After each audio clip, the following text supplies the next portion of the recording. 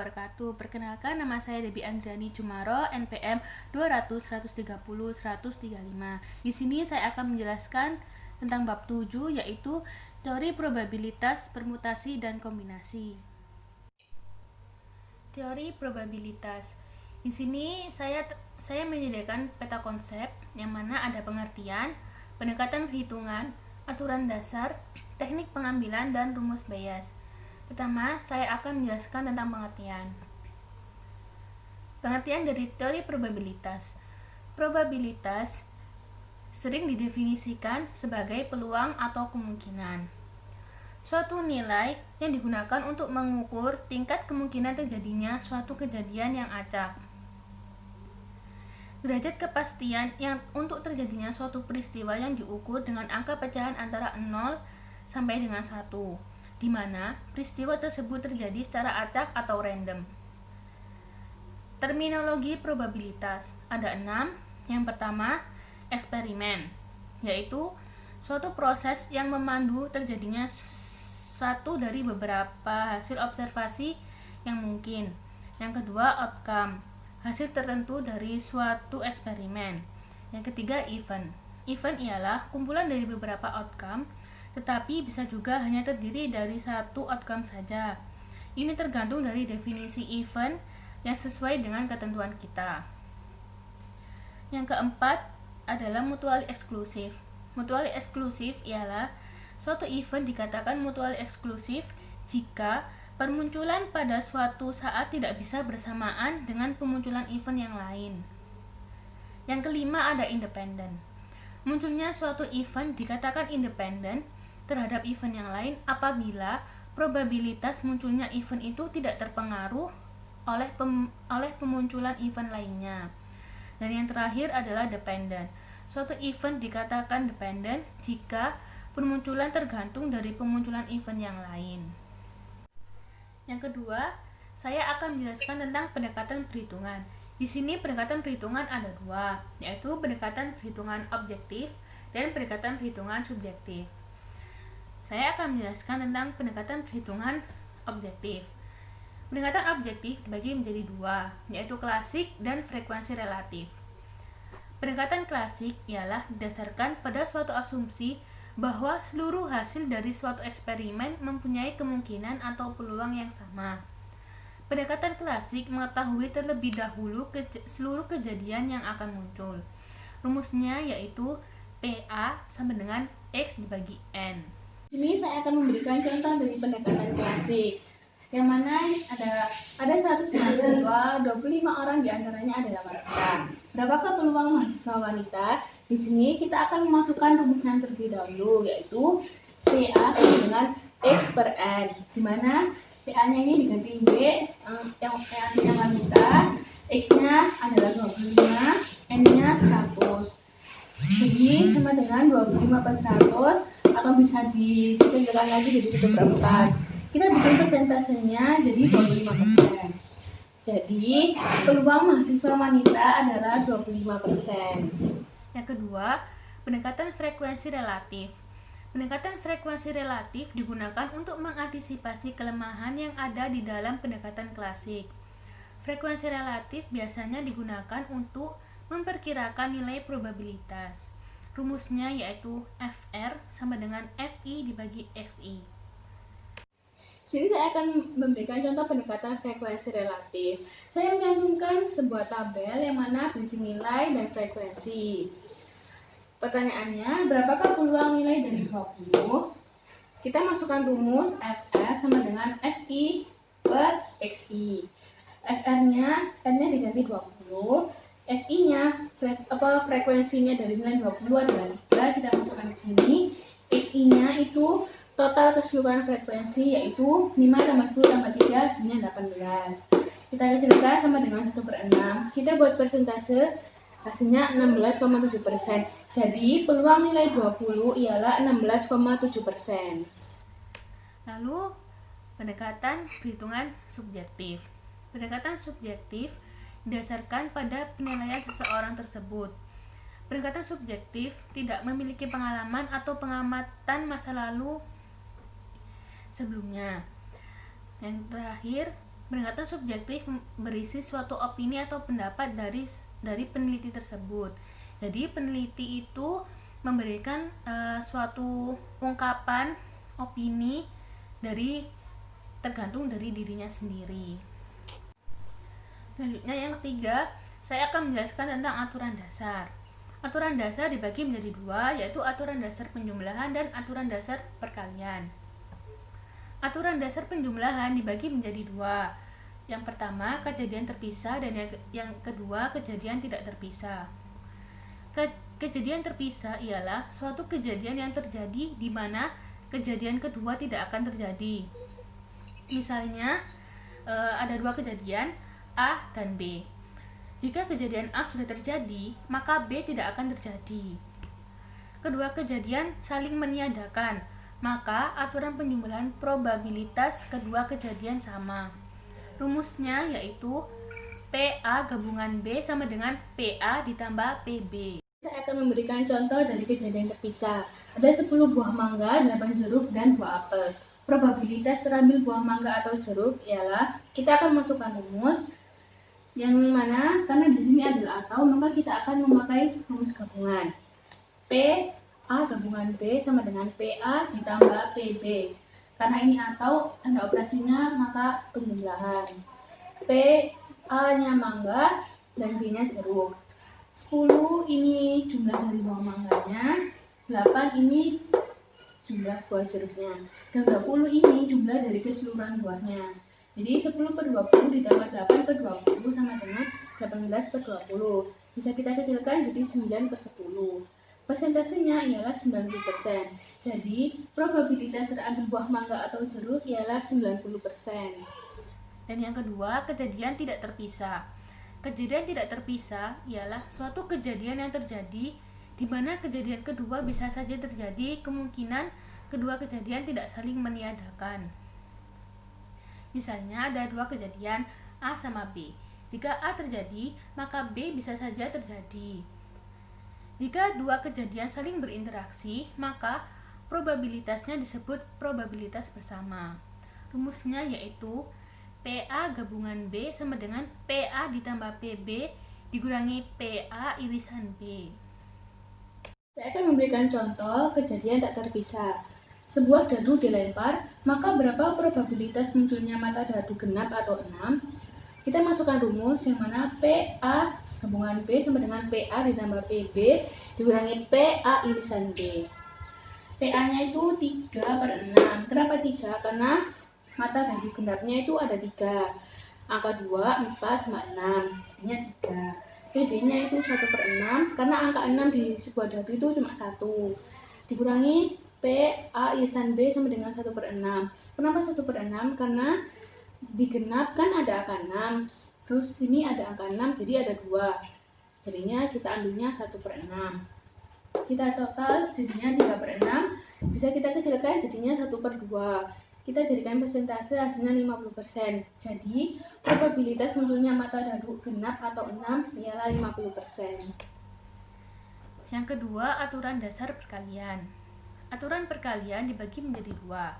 Aturan kejadian bebas dan kejadian tak bebas atau bersyarat. Kejadian bebas yaitu terdapat dua jenis kejadian, misal kejadian A dan kejadian B. Kedua kejadian tidak saling berhubungan satu dengan yang lainnya. Rumusnya yaitu PA irisan B sama dengan PA dikali PB. Biasanya aturan perkalian ini ditandai dengan kata dan. Saya akan memberikan contoh kejadian bebas. Probabilitas lulus mata kuliah statistika Ani ialah 0,80 dan Dodi 0,95. Berapa peluang Ani lulus mata kuliah dan Dodi tidak lulus? Kita masukkan rumus, karena di sini ada kata dan, maka kita memasukkan rumus yang irisan, yang mana tanda operasinya ialah perkalian. PA irisan B sama dengan PA dikali PB. PA-nya 0,80 Ani, PB-nya 0,05. Kenapa? Karena ini kan ditanyakan Doni tidak lulus. Jadi nilai 1,00 dikurangi 0,95 hasilnya 0,05. Yang mana dengan perkaliannya hasilnya 0,04 Kita jadikan persentase hasilnya 4%. Jadi, berapa peluang Ani lulus mata kuliah dan Dodi tidak lulus? Ialah 4%. Yang kedua, kejadian tidak bebas atau bersyarat. Kejadian tidak bebas terdapat dua kejadian. Kejadian satu bisa terjadi jika kejadian dua sudah terjadi, misal kejadian A dan kejadian B. Kejadian A sudah terjadi setelah kejadian B itu sudah terjadi. Ada dua rumus, yaitu PA setelah kejadian B dan PB setelah kejadian A. Rumus dari kejadian tidak bebas ini yaitu PA irisan B sama dengan PA dikali PB setelah kejadian A. Sini saya akan memberikan contoh dari kejadian tak bebas. Ada bola warna merah 2, biru 3, dan kuning 5. Dilakukan pengambilan dua bola berturut-turut tanpa pengembalian. Probabilitas terambil yang pertama merah dan yang kedua kuning ialah, kita masukkan rumus, karena di sini ada kata dan, berarti kita pakai yang irisan. PA irisan B sama dengan PA dikali PB setelah kejadian A. Sama dengan 2/10. 2 ini jumlah bola merah 2, 10-nya jumlah keseluruhan bola, dikali 5/9. 5-nya jumlah warna kuning. Mengapa 9? Karena di sini ada tanpa pengembalian. Jadi jumlah seluruh bola yang 10 tadi, karena tanpa pengembalian jadi dikurangi 1, jadinya 9. 2/10 dikali 5/9 sama dengan 10/90. Kita kecilkan jadi 1/9. Dibuat persentase jadi 11%. Jadi, probabilitas terambil yang pertama merah dan yang kedua kuning ialah 11%. Selanjutnya yang keempat, saya akan menjelaskan tentang teknik pengambilan. Teori probabilitas memiliki dua teknik pengambilan. Yang pertama, dengan pengembalian, dan yang kedua, tanpa pengembalian. Dengan pengembalian, saat kita mengambil untuk pengambilan yang berikutnya dilakukan setelah kita mengembalikan dari pengambilan yang sebelumnya. Rumusnya yaitu P M irisan H1 irisan H2 dibagi N. Yang kedua, tanpa pengembalian. Saat kita mengambil untuk pengambilan yang berikutnya dilakukan tanpa mengembalikan pengambilan yang sebelumnya. Rumusnya yaitu P M irisan H1 irisan H2 dibagi N, yang mana N untuk selanjutnya itu dikurangi 1 karena tidak ada pengembalian, jadi berkurang 1, berkurang lagi gitu. Sini saya akan memberikan contoh teknik dengan pengembalian. Ada bola warna merah 5, putih 2, dan hijau 3. Dilakukan pengambilan 3 bola secara acak dengan pengembalian. Probabilitas terambil 1 bola merah dan 2 bola hijau berturut-turut ialah, kita masukkan rumus, karena di sini ada kata dan, jadi kita masukkan rumus yang irisan. P A irisan B sama dengan M irisan H1 irisan H2 per N. N-nya 5. 5 ini adalah bola merahnya berjumlah 5. 3 ini jumlah bola hijaunya 3. 3/10 juga ini jumlah hijaunya 3. Karena di sini yang digunakan 2 bola hijau. Jadi 5/10 dikali 3/10 dikali 3/10 sama dengan 45/1000. Kita jadikan persentase jadi 4,5%. Jadi probabilitas terambil 1 bola merah dan 2 bola hijau berturut-turut ialah 4,5%. Ini saya akan memberikan contoh teknik tanpa pengembalian. Ada bola warna merah 5, putih 2, dan hijau 3. Soalnya sama seperti tadi, dilakukan pengambilan 3 bola secara acak tanpa pengembalian. Probabilitas terambil 1 bola merah dan 2 bola hijau berturut-turut ialah P A irisan B sama dengan M irisan H1 irisan H2 per N, yang mana N ini nanti pada saat H1 dan H2 itu dikurangi 1. Jadi 5 ini adalah jumlah bola merah 5, 10 karena keseluruhan, dikali 3/9, 3-nya ini jumlah bola hijaunya 3. Kenapa 9? Karena tanpa pengembalian jadi kan ada 10. Sudah diambil 1 buat bola warna merah, jadi tinggal 9. Dikali 2 per 8. 2 ini dari bola warna hijau karena tadi sudah diambil, jadi sisanya 2 per 8, karena 9 dikurangi 1 hasilnya 8. 5 per 10 dikali 3 per 9 dikali 2 per 8 sama dengan 30 per 720. Kita jadikan persentase jadi 4,17%. Jadi probabilitas terambil 1 bola merah dan 2 bola hijau berturut-turut ialah 4,17%. Yang kelima, saya akan menjelaskan tentang rumus Bayes. Rumus Bayes ini dipopulerkan oleh Thomas Bayes, yang mana kelahiran dari 1720 sampai 1761. Thomas Bayes ini mengembangkan teori untuk menghitung probabilitas tentang sebab akibat dari suatu kejadian berdasarkan pengaruh yang dapat diperoleh sebagai hasil observasi. Bayesian Decision Theory yaitu teori keputusan berdasarkan penemuan Thomas Bayes yang bertujuan untuk memecahkan masalah pembuatan keputusan ketidakpastian. Rumusnya yaitu PAI dibagi A sama dengan PAI PA dibagi AI sama dengan PAI dikali PA dibagi AI. Selanjutnya kita masuk ke permutasi dan kombinasi. Sini saya menampilkan peta konsep. Permutasi di sini ada pengertian, kejadian dalam sehari-hari, rumus. Kombinasi pun seperti itu, ada pengertian, kejadian dalam sehari-hari, dan rumus. Kita masuk ke permutasi. Pengertian dari permutasi yaitu penyusunan kembali suatu kumpulan objek dalam urutan yang berbeda dari urutan yang semula. Pengurutannya harus memperhatikan objek karena objek tersebut penting. Jadi permutasi ini itu memiliki suatu status.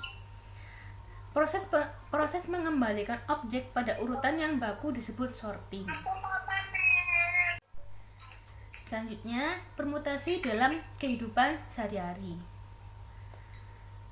Permutasi dalam kehidupan sehari-hari ini banyak sekali kita temukan, tetapi di sini saya akan memberikan contoh 2 saja.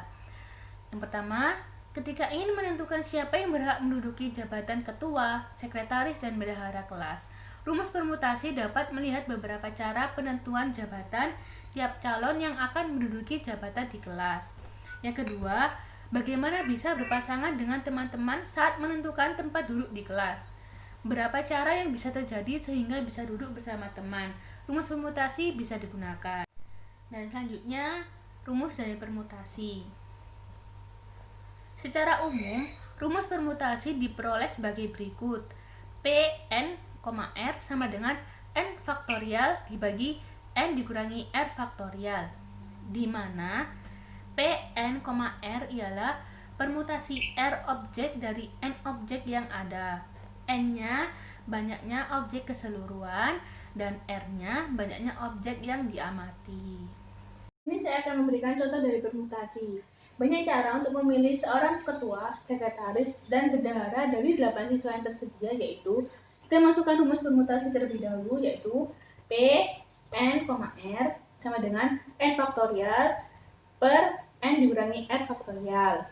N-nya di sini yaitu 8 siswa, dengan R-nya yaitu jumlah dari pemilihan tadi, yaitu ketua, sekretaris, dan bendahara, jumlahnya 3.